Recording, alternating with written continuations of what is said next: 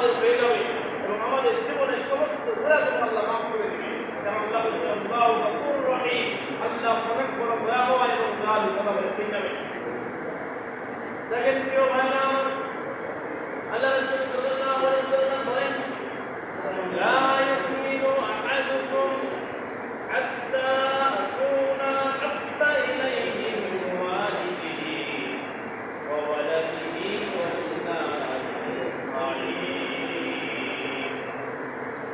নবী করিম সাল্লাল্লাহু আলাইহি ওয়াসাল্লাম বলেন, পৃথিবীর জমিনের মধ্যে যতগুলো মানুষ রয়েছে, যখন পৃথিবীর